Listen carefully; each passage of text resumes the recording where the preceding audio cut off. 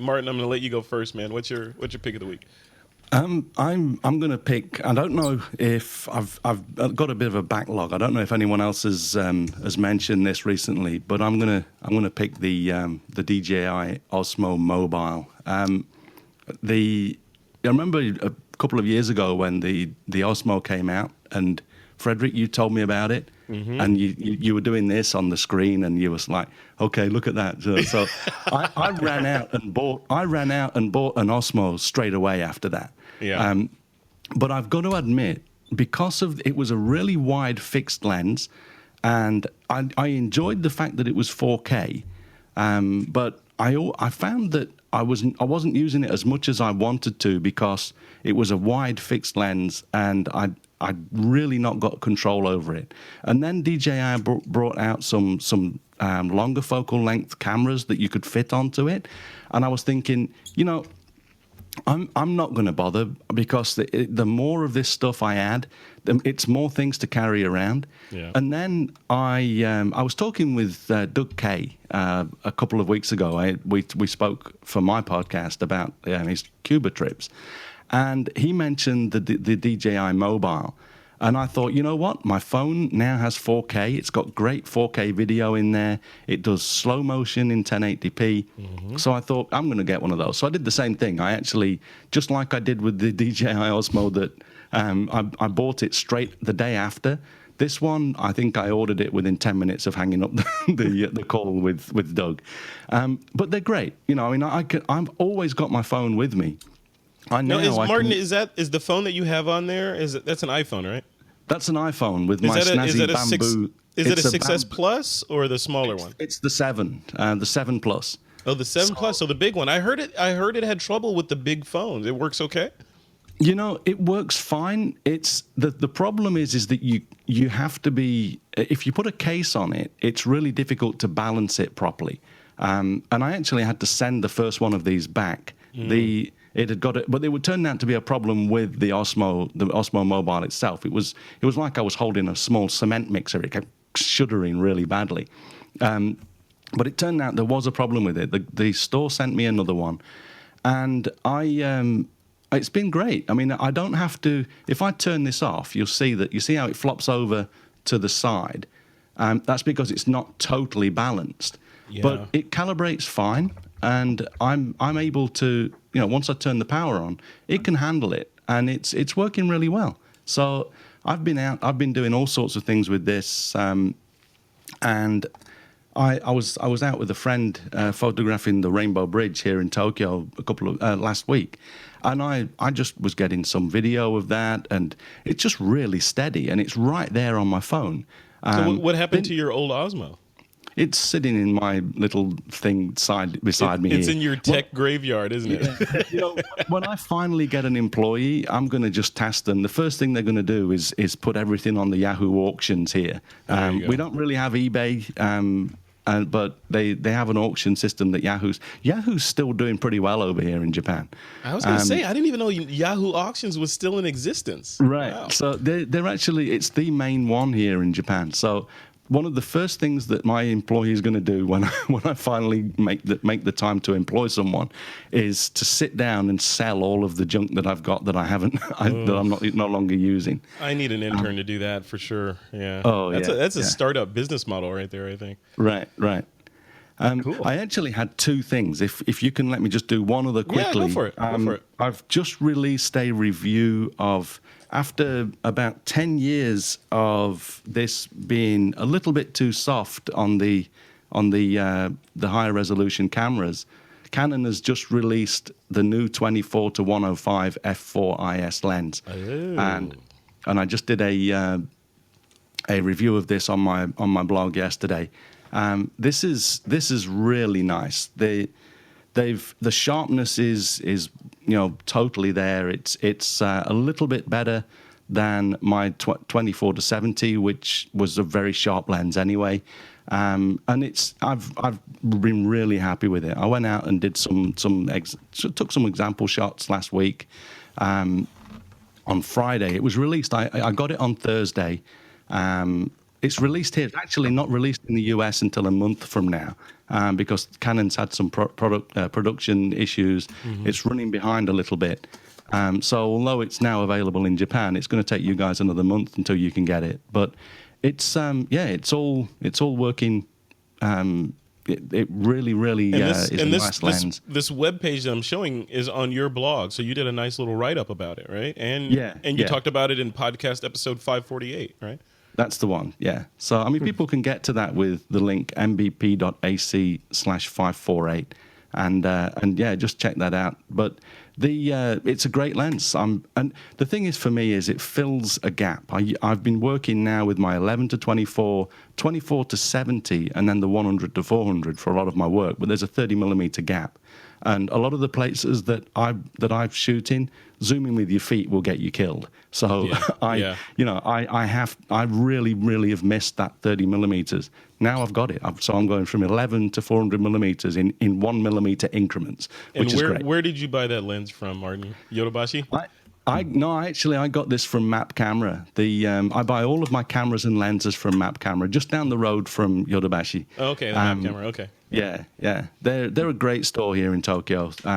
And literally, here's the good thing, and if I know that there's probably less than 1% of your audience listening from Tokyo or Japan, but the good thing about this store is that they buy your secondhand gear really expensive. So I sold one lens and one body, and I got double the amount needed to buy the new lens. So I always go back there and just they give you a little ticket to show that you bought it from them, mm-hmm. and then you get an extra 3%, and it's just really good prices. So I'm a huge fan of Map Camera. Give us a link, and we'll link to them in the show notes for that 1%. Sure.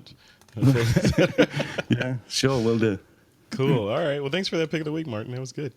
I just recently retired my 24 to 105 because I wasn't using it all that much, because, as you said, it is a little soft. Mm-hmm. So I think you just cost me some money. There you go.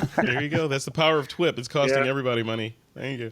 All right, Craig, what's your pick of the week, man? Well, I have an inexpensive pick. So this is a book by Zach Arias, it came out a few years ago, but I pick it up and reread it on a regular basis. It's called Photography Q&A: Real Questions, Real Answers, and it's just an excellent book. He is he is so forthcoming with information. He talks about his struggles and the exact same struggles I have and how he dealt with them. It's just something I keep every time I go back to it. I discover something new. So it's nice. a great book.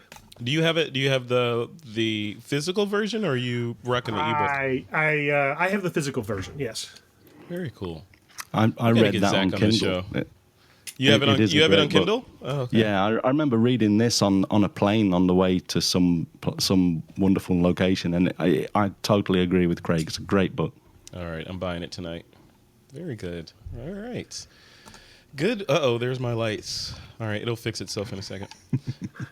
There's something weird. Somebody hacked the internet and turned on your lights. I think because we said something about hackers. See, now they gave it back to me. Thank you. I appreciate that. All right, guys. My pick of the week is something that I've been looking forward to for a while, and it's so I have a Theta 360 camera, the Ricoh Theta S.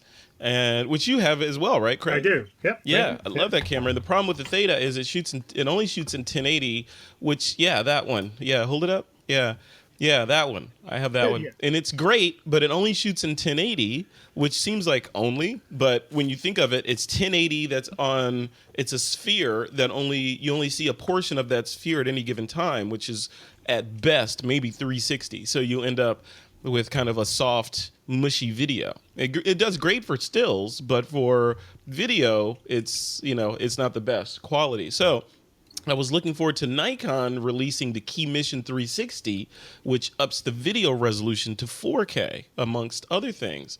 So I picked one up yesterday. I was speaking at a trade show in Seattle yesterday, and I picked this one up yesterday thinking, hey, I'm going to play with that thing.